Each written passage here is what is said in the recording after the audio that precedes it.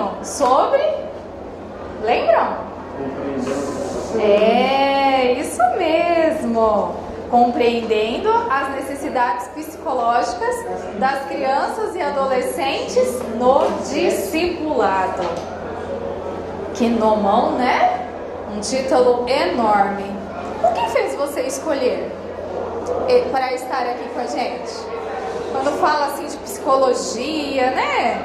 Às vezes dá uma certa curiosidade, não é mesmo? Nós escolhemos porque nós trabalhamos com os aventureiros. Uau! Talvez vai ser bem útil ali. Então, para nós começarmos este assunto, vamos fazer uma oração? Do jeito que estamos mesmo. Senhor Jesus, nós te agradecemos, Pai, pela oportunidade de estarmos aqui para aprendermos mais um pouquinho de como lidar com nossas crianças e adolescentes.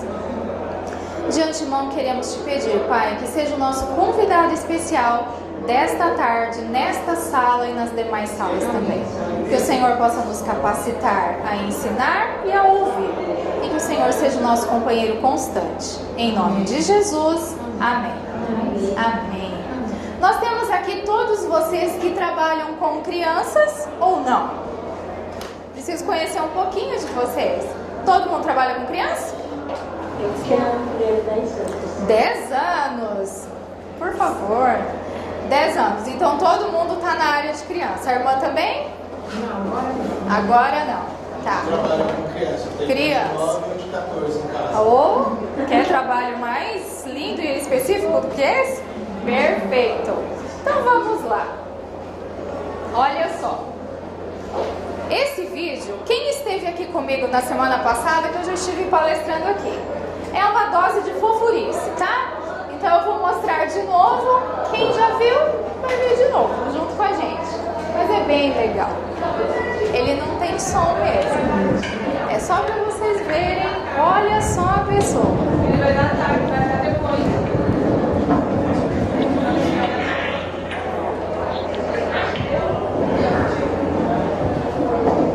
Olha isso, prestem atenção. O que você acha?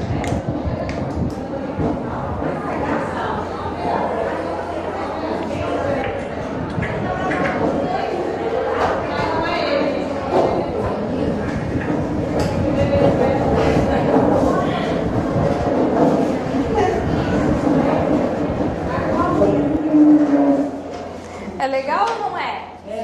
Não é? Ele é um vídeo antigo do YouTube, mas eu gosto bastante dele, principalmente quando a gente fala com as crianças. E ainda mais quando a gente fala de discipulado. A palavra ela convence, mas o exemplo arrasta. E isso é muito forte. Boa tarde, bem-vinda. Agora, essa palavra aqui, exemplo, é uma palavra forte, não é? Ela é muito forte. Às vezes a gente pensa ser modelo de alguma coisa, né? É mais forte ainda. Pois é, o modelo ele é muito importante. Bem-vinda. Mas cada vez mais tem sido difícil ensinar a submissão. É ou não é verdade? Hoje em dia os meninos já muito cedo já têm autonomia. A gente vê algumas coisas até um pouco exageradas, extrapolam por vezes. E como que a gente vai lidar com essa nova geração? Não é? Os pais são modelos em casa e o professor é modelo na igreja, na escola. Quem ensina precisa mostrar que vive o que ensina. Não adianta nada, a gente ensina, mas é bem-vindo. Mas a gente não vive aquilo. Como a gente viu no vídeo, o paizinho lá, ele tava brincando, né? Vocês perceberam. E o pequenininho copiava, vendo com a pazinha dele. E na hora que põe a mãozinha, ele põe também. Por isso que eu falo que é dose de fofurice, porque é lindo ver. É uma graça. Mas aonde que isso vai dar? O que eu estou ensinando para o meu pequeno? Né? É muito complicado. O que eu estou ensinando para o adolescente? Na verdade, o adolescente ele já aprendeu muita coisa. Então, como lidar com isso? Bem-vinda.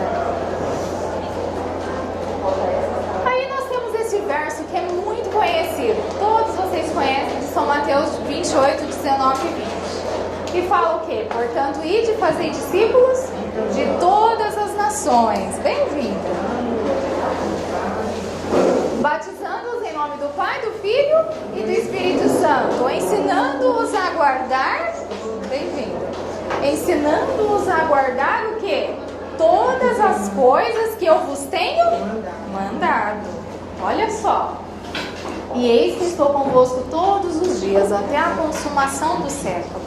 O Senhor está conosco. Por vezes, nós como educadores, orientadores, pais, o que quer que você seja, a gente tenta fazer isso aqui. Bem-vinda. Mas por que eu digo tenta? Porque parece que nós estamos fazendo, não é? Parece. E aí ao longo aqui da nossa fala, vocês vão concordar comigo. A gente tem se esforçado muito, principalmente hoje, nos modelos atuais de sociedade que nós temos. Mas precisamos buscar isso sempre. Por isso que as bases precisam ser muito fortalecidas dentro da nossa casa. E quando eu falo de base, o que eu estou falando?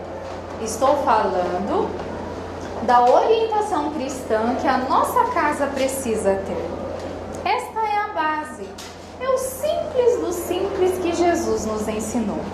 E se nós estivermos falhando neste simples, com certeza falharemos na educação deles. Não tem jeito. Então, por isso que a gente nem faz pergunta nessa hora. Mas é algo para a gente refletir. Principalmente considerando tudo que a gente vive. Um estresse sem tamanho, uma correria maluca, e a gente não tem tempo suficiente para aqueles que estão dentro da nossa casa. É duro, né? E isso eu falo para mim também. É uma loucura a agenda da gente, vocês não têm ideia. Hoje eu já estava lá em Barueri hoje cedo. Eu saí da minha casa, era 4 e pouco da manhã. Para quê? Para poder dar conta de uma agenda. Para poder estar aqui com vocês também. É loucura. Então o que aconteceu hoje? Você acha que deu para fazer culto lá na minha casa? Não deu. Então é uma orientação para nós. Então você tá aí sentadinho e fala assim: ah, imagina, ela está palestrando, então é todo mundo igual e a gente vai conseguindo junto. Não é assim. A gente tem as lutas da gente também.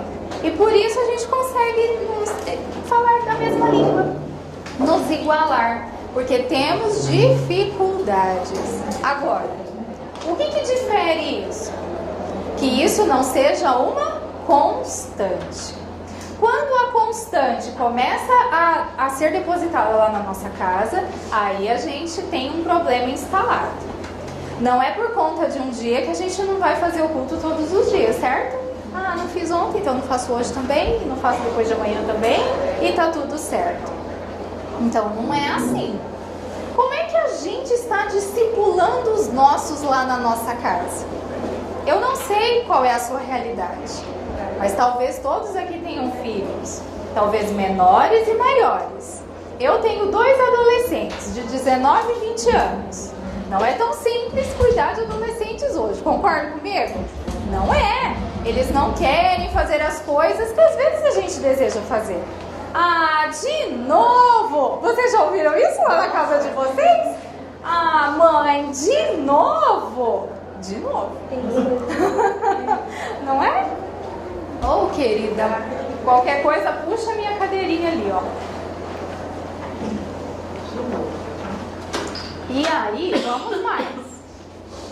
E aí eu vou relembrar um pouquinho também que eu falei semana passada, mas não dá para falar de discipulado se a gente não falar da teoria do como. Eu gosto muito dessa teoria. E talvez você já conheça a teoria, mesmo porque isso é tão famoso nas internets, mas eu gosto da essência dela. Só que eu tenho que dizer pra você que eu mudei um pouquinho a teoria, que eu não gosto muito do copo, eu gosto do balde. Né? Coisa grande. A gente... Oh, meu bem, seja bem-vinda. Obrigada. Eu não... Né? Quando a gente fala de balde, a gente fala de coisa grande, maior. Então, olha só. Todos nós temos um copo ou um balde dentro de nós. E a gente vai enchendo esse copo, esse balde de amor. Como será que nós estamos de amor ao ponto de compartilhar com o outro? Como? Como será que está a nossa autoestima?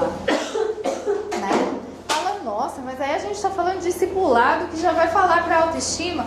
Mas vocês conseguem compreender, não sei se todo mundo anda no mesmo raciocínio aqui que o meu, que é uma coisa só.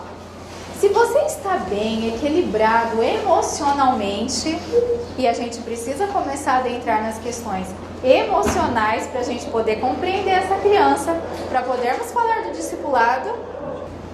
Mas quando você elogia alguém, tem um carinho com alguém, um afeto, o seu pequeno está vendo.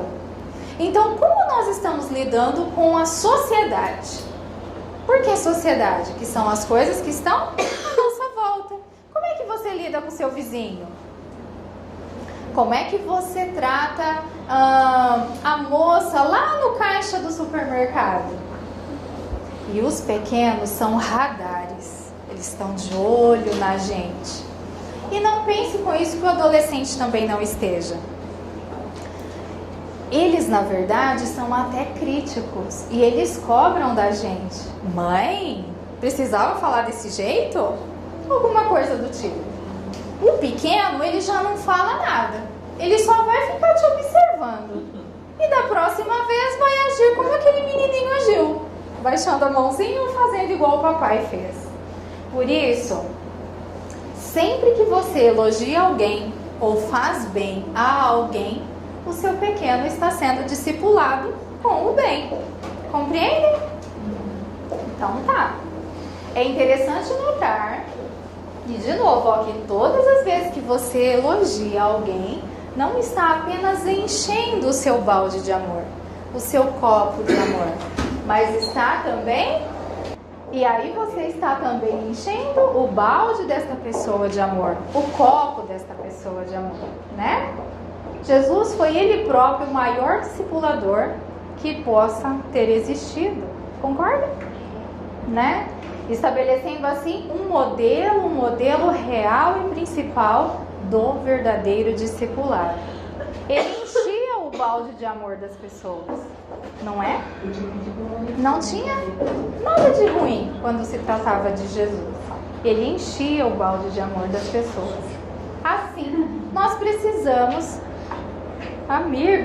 nós precisamos ajudar as crianças a crescerem como Jesus cresceu, em sabedoria, estatura e graça diante de Deus e dos homens. Isso é encher o balde das crianças de amor, dos nossos adolescentes de amor. Aí, eu fiquei pensando, como que eu vou explicar para eles um pouquinho a respeito das necessidades básicas, trazendo alguma questão psicológica, mas sendo de forma clara. Tem alguém aqui que fez psicologia também? Então já vai, né? A gente já fala mais a mesma língua. Mas a gente precisa trazer algo simples, claro, para que você possa compreender. Essa aqui é a famosa pirâmide de Maslow, que todos nós temos uma noção, não sei se todos, mas na escola a gente consegue ter alguma coisa nesse sentido. Ou às vezes até alguma curiosidade de internet ou até mesmo Google. Mas eu creio que todos já tiveram contato com esta pirâmide, sim ou não? Sim? Então tá. E aí, quando a gente... Bem-vinda! Quando a gente pensa na pirâmide de Maslow, quando a gente fala de uma maneira muito, muito simples, a gente pensa nela para compreendermos as necessidades básicas do indivíduo. Necessidades básicas. E quando a gente fala de necessidade básica, a gente está falando de sede, de fome, de ir no banheiro, coisas básicas e muito simples que um ser humano precisa para ele poder ir em frente. Concordam comigo? Tadinho, gente, de vocês no chão. Ok. Então, olha só. Quando a gente pensa nessa pirâmide aqui, ó, desculpem, nesta base aqui, eu tentei colocá-la de uma maneira que a gente pudesse puxar um exemplo para o discipulado. Então, aqui, tranquilo. Necessidades fisiológicas de fome e sede. Básico, todo mundo precisa. A gente já almoçou hoje? Então, se não almoça, será que a gente ia estar aqui? De uma forma assim, mais completa? No máximo, vocês estão com sono. Né? Porque dá, assim, aquela preguiça depois do almoço. Mas a nossa necessidade básica está satisfeita, que é a fome. Está resolvido. Vontade de ir no banheiro? Talvez alguém esteja aí, mas consegue também cuidar. Então, é uma base. Lá no nosso discipulado, qual é a nossa base? Então, é isso que a gente vai começar a pensar. E nós vamos ir para a segunda parte da pirâmide. Necessidade de segurança, defesa e proteção. Como uma necessidade básica, nós também, a partir do momento que estamos com a fome e a sede acolhida, a gente já pensa um pouquinho mais, que é no sentido de defesa e proteção. Segurança, esse é o nome que é dado. Quando a gente sobe um pouquinho mais, e aí a nossa pirâmide já vai tomando um efeito melhor, a gente começa a falar de necessidades sociais, que é relacionamento e amor. É aqui que entra o discipulado. Então, não temos como praticar o discipulado se encontrarmos pessoas, e aí eu já nem estou falando só de filhos e aquele que está dentro de casa. Estou falando já da sociedade, daquela criança e adolescente que precisa ser discipulada.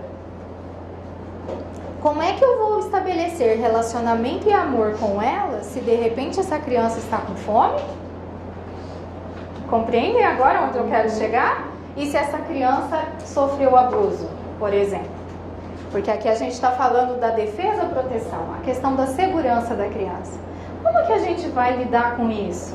Fala, irmã, então o negócio está danado, porque eu não vou conseguir. Ah, vamos sim. E é por isso que a gente aprende. Porque é possível. Posso dizer para você que é possível. Sabe? Na experiência que a gente tem feito muito evangelismo infantil. Muitas mesmo. O último que a gente fez foi nessa agora da Semana Santa.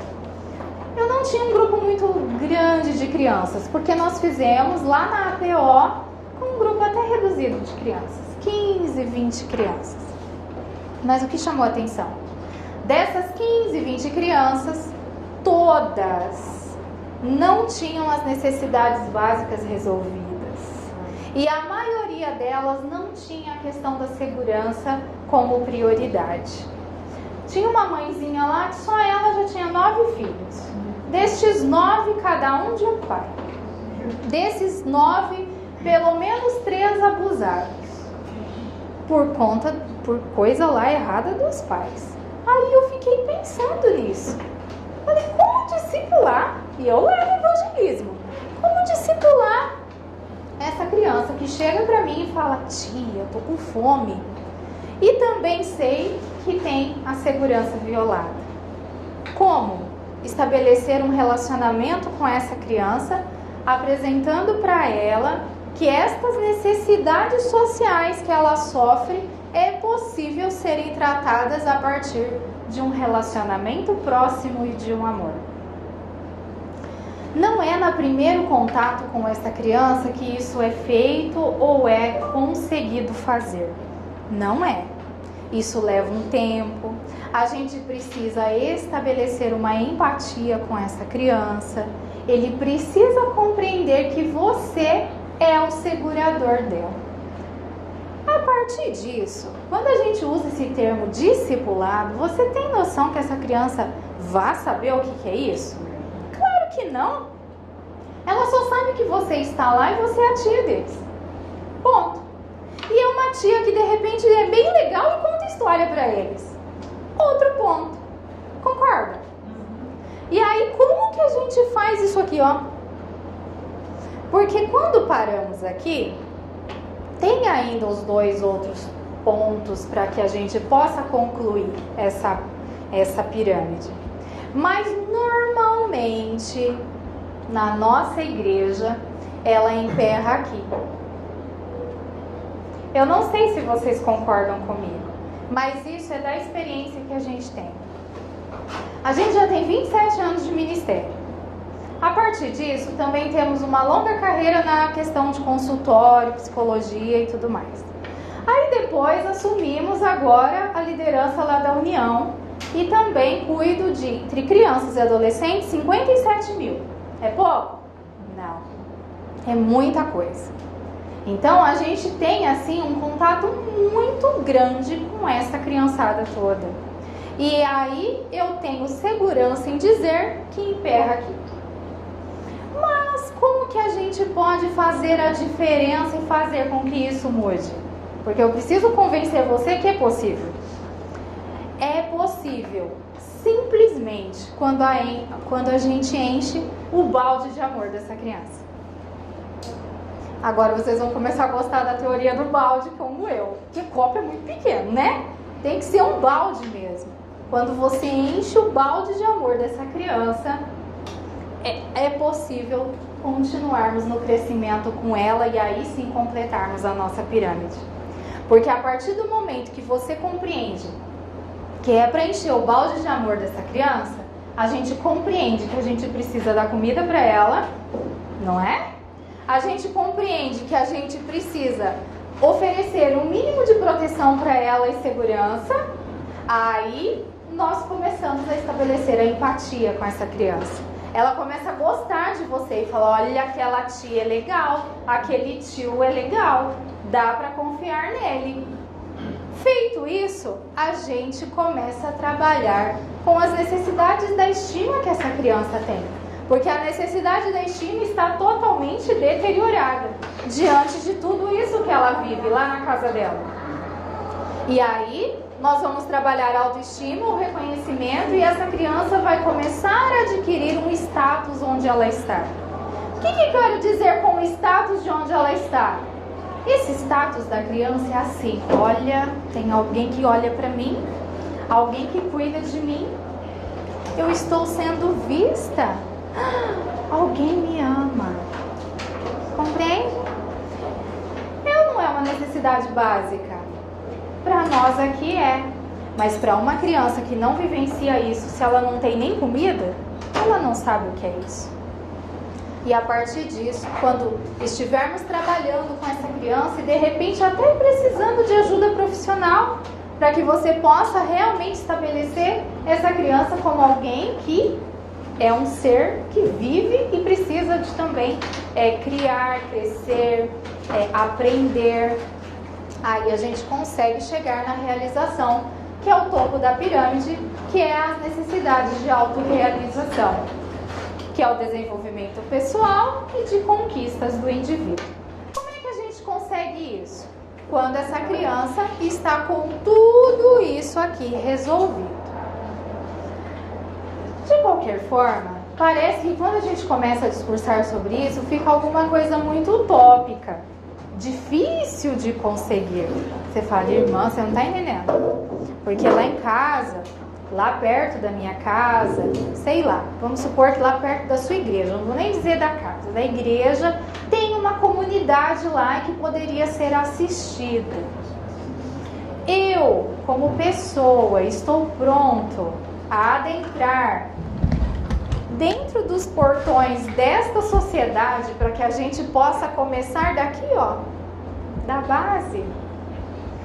Tenho segurança em dizer para você que nem sempre. Não é tão simples assim. No máximo você fala assim: ah, imagina, dá um prato de comida para a criança, tá tudo certo. Mas não é só isso. Não é às vezes nem a comida em si, o alimento em si. Porque o arroz e feijão de repente ela tem, mas é uma comida maior. Eu estou dizendo realmente daquilo que a gente pode chamar da teoria do copo ou da teoria do balde. É de verdade preencher o amor que falta nesta criança, neste adolescente. O adolescente, por ele ter vivido muito mais, é um pouco complexo às vezes. É um indivíduo rebelde, um indivíduo agressivo, um indivíduo que de repente até fez coisas que já não deviam, mas ele já fez, talvez até esteja respondendo por alguma coisa, não é? É só ir nos fóruns da vida que a gente descobre muita coisa. Ou se você trabalha próximo de conselhos tutelares, também descobre-se muita coisa. Então, como fazer? Por isso que eu penso que o amor é tudo. Pelo amor, a gente rompe barreiras. Existe a música e é real. Ela rompe. Você consegue, mesmo no indivíduo mais agressivo que seja. Eu estou falando de adolescentes, que os adolescentes costumam ser mais agressivos. Mas a gente encontra também crianças muito difíceis.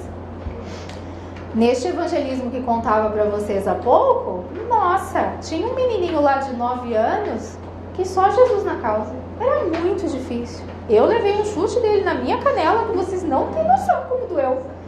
Mas a gente vai indo, é uma criança difícil, uma criança que não aceita toque, né? Aquele toque no sentido assim, meu bem, sente aqui, ele não aceita.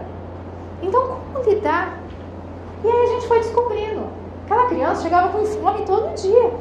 Sabe o que a tia fez? Levava lanche todo dia. Então antes da gente começar o evangelismo, dava um lanche para a criançada. Menino, eles comiam para valer, porque eles estavam com fome. A partir do momento que isso aqui foi resolvido, já ficou mais fácil de nós irmos, né, caminhando junto com essa criança. A história era aceita de forma mais fácil, os ensinamentos de Jesus eram aceitos mais fáceis. Como é que a gente vai falar de Jesus se o indivíduo está com fome? Falar que Jesus é esse, é um ser tirano, estou com fome. Tia, você tem que tirar minha fome. Compreendem? Aqui a gente poderia discursar muito, mas o nosso horário vai embora. Diante disso, nós somos um ser na nossa totalidade. Então, vamos tirar a gente e vamos pensar na criança, no adolescente. Um ser. Um ser que é bombardeado pelas coisas do ambiente, que é bombardeado pela sociedade, mas que tem as ações divinas, Deus no céu que pode cuidar desse ser. Então, o que a gente precisa fazer? De uma maneira muito simples. Colocar essa vida nas mãos do Senhor. Não adianta nada a gente querer ir trabalhar. Às vezes a vontade é grande. Você tem, assim, um recurso pessoal para demonstrar tudo isso que a gente já disse. Não, olha, é fácil. É fácil entender as necessidades dessa criança, compreender, ajudar. É fácil. Mas se a gente não estiver com Deus, a gente não consegue nada. Por isso que lá no início da fala eu disse, como está a nossa vida? Como está a nossa vida? Se a nossa vida espiritual está boa, a gente consegue muita coisa. Se a nossa vida espiritual está mais ou menos, eu garanto para você que as coisas não vão ser tão boas assim. No meio do caminho, a gente vai emperrar. Porque nós precisamos também ser seres na totalidade. Olha só isso, gente. To answer that question, we set up a hidden camera experiment to see if this woman would stand up at the sound of this tone, simply because everyone else is. You might be thinking you'd never go along with this. Or would you?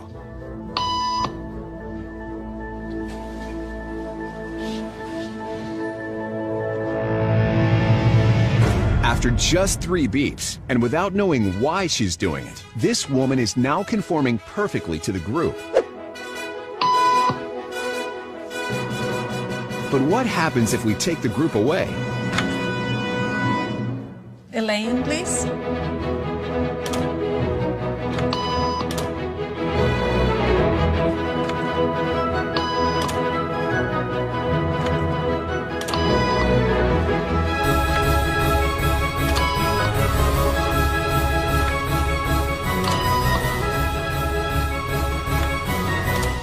Okay, now she's alone. The crowd is gone and nobody is watching her, except our hidden cameras. What do you think she'll do?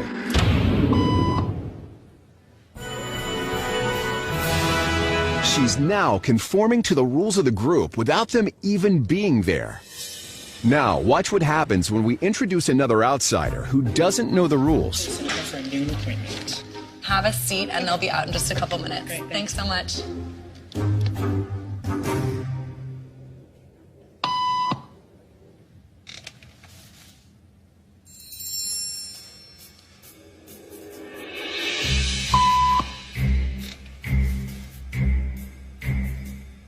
By mistake.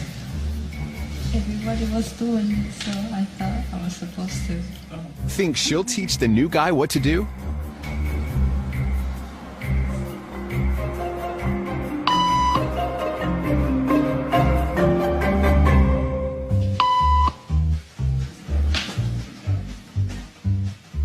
We kept the cameras rolling as more unsuspecting patients arrived.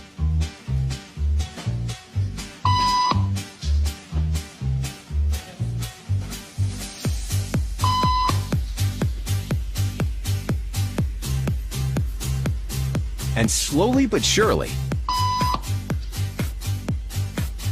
what began as a random rule for this woman has now become the social norm for everyone in this waiting room.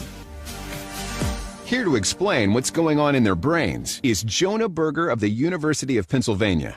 This sort of internalized form of herd behavior is part of what we call social learning. Starting at a very early age, when we see members of our group perform a task, our brains literally reward us for following in their footsteps. When I saw everybody stand up, I felt like I needed to join them. Otherwise, I'm like excluded. Once I decided to go with it, then I felt much more comfortable. Conformity is how we become socialized, but it can also cause us to develop bad habits or repeat past wrongs. And it's why even this rebel, who wasn't standing for any of this nonsense, eventually joined the ranks. And the only thing more shocking than seeing how easily conformity affects the way you act is that similar forces are subconsciously shaping the way you think right now. Trouxe esse vídeo para vocês como forma de ilustrar, mas ele é engraçado, não é? Mas, gente, vamos pensar no nosso discipulado. Como que a gente está fazendo? Será que nós estamos fazendo de maneira que as pessoas que nem sabendo o que está acontecendo entra na onda e faz junto com a gente? Será? Ou será que a gente tem consciência do que é de verdade ser um discipulado e fazemos com consciência ao ponto daqueles que vierem conosco fazer a mesma prática, fazer com responsabilidade? Porque vocês observaram no vídeo, a moça começou a levantar a partir de um modelo.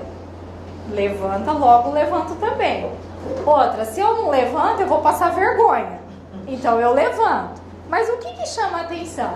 Chama a atenção naquela hora que o moço desavisado chega e começa a levantar simplesmente porque a outra levantava.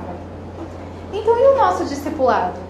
Será que eu quero pessoas junto comigo que estejam discipulando, mas de maneira consciente? Ou não? Vem junto, estamos na onda, isso mesmo, irmã, e vamos embora. É claro que de uma maneira muito consciente a gente diria, claro que não, vamos fazê-lo de maneira equilibrada, consciente, com responsabilidade. Mas e se eu dizer para você que não é assim que acontece? A gente normalmente entra na onda. Esse é o perigo. Amigos, não entrem na onda. Se você não tem de verdade vontade de fazer com responsabilidade, é melhor não fazer. Quando a gente pega um evangelismo para fazer, precisa ter muita responsabilidade. Porque diante lá da pirâmide de Maslow, lembra? Você já pensou, você vai no primeiro dia, você oferece o lanche para a criança. Aí no segundo você fala, misericórdia, as crianças comem demais. Não vou levar lanche mais não. Pronto, fundou tudo. Estragou tudo. É isso. É isso. Esse vídeo é um experimento social e eu acho ele muito interessante para ilustrar essa questão do discipulado. Quando a gente começa a ter um olhar mais compreensivo diante disso, porque agora vocês já estão pensando como eu, a gente está no mesmo linha de raciocínio. E a gente vai compreender que este olhar vira um processo, que não é simplesmente ir lá encher a sala de crianças, vamos discipulando e pronto. Não, tem que ter um processo. Primeiro, conheço o que eu vou trabalhar. Eu gosto? Se você não gosta, se você não tem habilidade, cai fora. Ninguém é obrigado a fazer aquilo que não gosta. Você tem que fazer por amor. Você tem que estar com o seu copo cheio de amor. Aí, a partir do momento que você gosta, você vai. Daqui a pouco, você já está no processo. Você vibra aquilo. Mais um pouquinho, você já é o processo. Eu sou isso. Eu dou a vida por aquelas crianças. Eu vivo aquilo. E daqui a pouco você já toma posse. Você nem diz mais as crianças da comunidade, você já diz assim, as minhas crianças, não é? Muda. Mas é um processo. Qualquer coisa que nós vamos fazer no início sempre demora um pouquinho, sempre. A gente precisa de tempo também. Esse agente é eu e você. Precisamos. Não dá para derramar amor assim na primeira encontro. Não dá. É um processo. Quando isso estiver bem firme na nossa mente, nós vamos compreender o que é de verdade o discipulado. E aí a gente vai fazer de verdade com muito amor. Isso aqui é um outro experimento. Talvez você já tenha visto.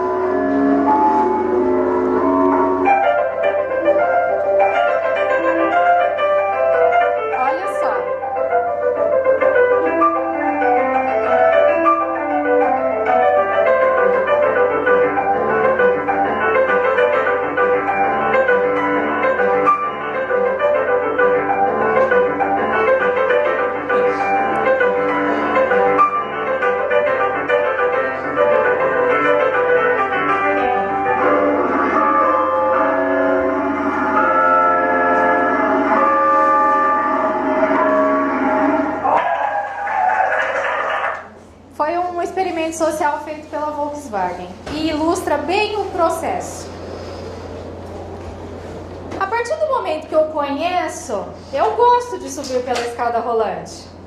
Ótimo, quem não gosta? Você vai subir escada? Vou nada? Vamos pela escada rolante, como é legal. Só que de repente, parece que alguém estava subindo ali e faz um barulho, é algo diferente. Quero experimentar. Vou. Daqui a pouco eu já tomo ela como eu estou, eu quero ver se eu consigo tocar alguma coisa. Porque ali era um experimento de colocar as teclas do piano. Estou, daqui a pouco eu sou, largo a escada de lado, imagina, a rolante, vou subir para que eu ouça a música. E daqui a pouco a população toma posse, porque você fez, todo mundo faz junto com você. Imagine só nós dentro de uma sala com um monte de crianças. É isso. Elas vão ver o que você está fazendo. Eu gosto das histórias da tia. No final do processo, eu quero contar as histórias da tia para os meus amigos. Compreendem? É bom ou não é? daqui a pouco eles já estão trazendo mais amigos. E se você cuidava de 20 crianças, pode ter certeza que você vai começar a cuidar de 40. Porque eles têm uma percepção para chamar os amigos e eles têm também um mecanismo de fazer propaganda da gente, que é uma coisa. Olha, lá na igreja tem uma tia que conta história e dá lanche pra gente. Eles vão vir. Não é assim que funciona? Eu já falo, meu Deus, mina criança, sai pelas janelas. É assim mesmo. O desenvolvimento humano refere-se ao desenvolvimento orgânico, que é do corpo, e ao mental, cognitivo e da mente. O desenvolvimento mental é contínuo e se caracteriza pelo aparecimento gradativo das estruturas mentais. Essas estruturas mentais vão se aperfeiçoando e se solidificando até que estejam plenamente desenvolvidas. E aonde que vão se desenvolver? Lá na nossa pirâmide de Maslow. Eu estou usando a mesma teoria para dizer que o nosso desenvolvimento humano refere-se sim a tudo isso, ao orgânico, ao mental, ao psíquico, tá tudo bem. Mas essas estruturas vão se solidificar até que elas realmente estejam desenvolvidas. Quem é que desenvolve? O discipulador. Nós, os professores, os coordenadores, os pais, as mães, os cuidadores. Porque discipulador é um cuidador. E o cuidador faz tudo com muito amor. Algumas dessas estruturas mentais permanecem por toda a vida e garantem a continuidade do desenvolvimento. Por exemplo, a motivação, quer seja por necessidade fisiológica, quer seja por necessidade afetiva ou intelectual. Outras estruturas são substituídas a cada nova fase da vida. A criança, a gente precisa compreender que ela não é um adulto em miniatura. E às vezes a gente peca quando nós dizemos isso. A gente fala, imagina, a criança é um adulto em miniatura. Porque ele faz muita coisa que imita o adulto. Imita. Mas enquanto essa criança não estiver de verdade desenvolvida, não tem como a gente chamar ela não é um adulto. É até difícil explicar, porque não é. O que não é, não é. Nós somos adultos. A criança é criança. Então como é que a gente vai mudar as nomenclaturas? Chamar uma criança de mini adulto? Né? Não tem sentido.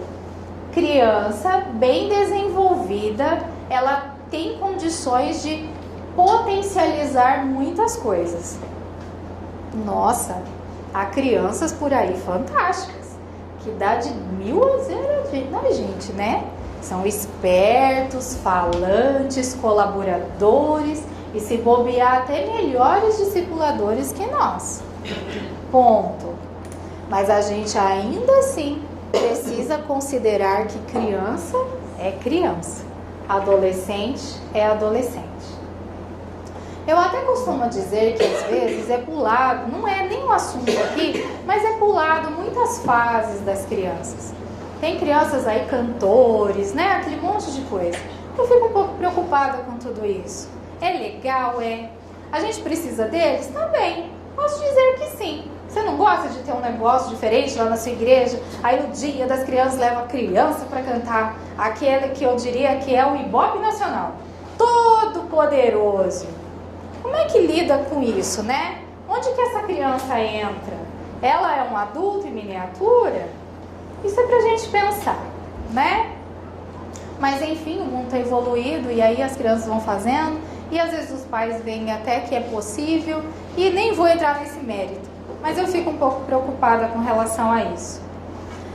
Apresenta a cada fase de seu desenvolvimento características próprias da idade da criança. Existem formas de perceber, compreender e se comportar diante do mundo que são próprias de cada faixa etária. Aí aqui eu já falei. Isso aqui que eu acho importante. Estudos revelam que 85% de nossa personalidade adulta é formada até os 6 anos. A base do caráter até os 9, a identidade espiritual até os 13 anos, habilidades de liderança até os 19. Isso aqui entra muito bem naquela parte que eu expliquei para vocês com relação ao processo. Isso é ou não é um processo?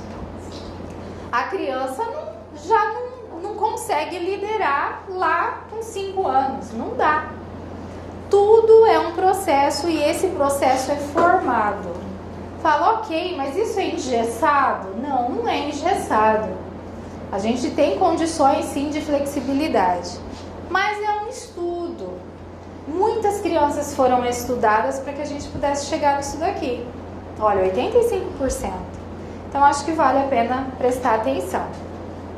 A responsabilidade que temos como igreja de educar nossas crianças e adolescentes no caminho em que devem andar é muito grande.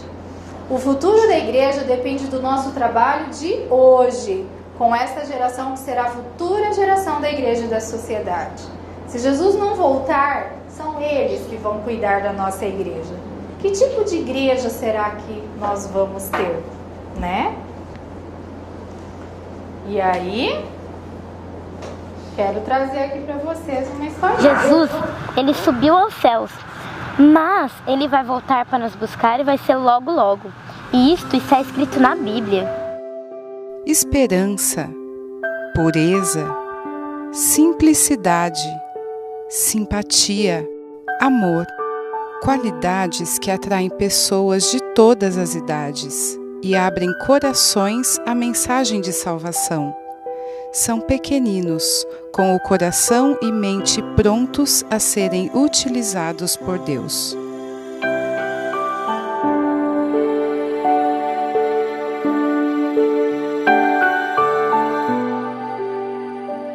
Conduzi-las aos pés de Jesus é o nosso dever.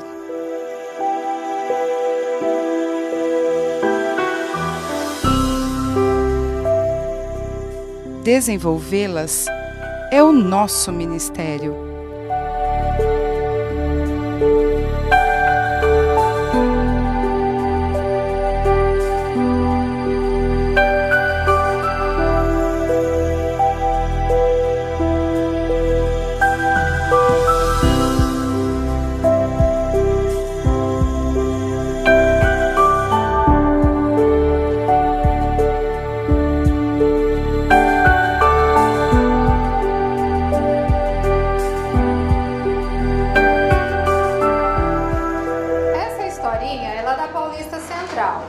Do meu campo, a PAC.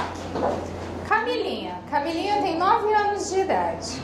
Ela é uma criança da periferia, que é cuidada, tem como cuidadora a vovó, que já não tem mais o vovô, não tem o pai, não tem a mãe.